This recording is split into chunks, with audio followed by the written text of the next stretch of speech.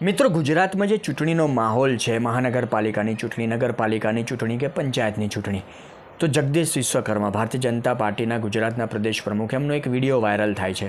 ગૌરવ મહેસૂસ કરી રહ્યા છે, ખુશી વ્યક્ત કરી રહ્યા છે કે ભારતીય જનતા પાર્ટી ઇલેક્શન પહેલાં કે મતદાન પહેલાં 700થી વધારે સીટો જીતી ચૂકી છે બિનહરીફ તરીકે.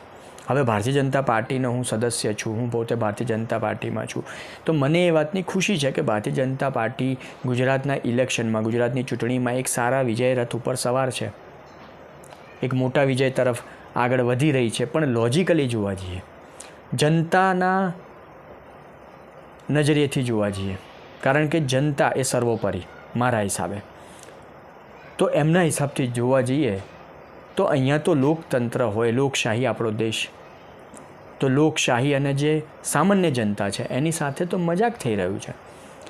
સામે લડવાવાળું કોઈ વ્યક્તિ નથી. બિનહરીફ તરીકે આપણે જીતીએ છીએ, 700થી વધારે સીટો જીતીએ છીએ બિનહરીફ તરીકે, જ્યાં કોઈ વ્યક્તિએ, કોઈ પરિવારે કે સામાન્ય જનતાએ પોતાનો મત નથી આપ્યો, વોટિંગ નથી થયું, એક પ્રોપર ચૂંટણી પ્રક્રિયા જે થવી જોઈએ એ નથી થઈ, અને જો આપણે એકલા જીતી જતા હોય વગર કોઈ સ્પર્ધા, અને પછી જો એની ખુશી મનાવતા હોય તો આપણે મૂર્ખ કહેવાઈએ યાર.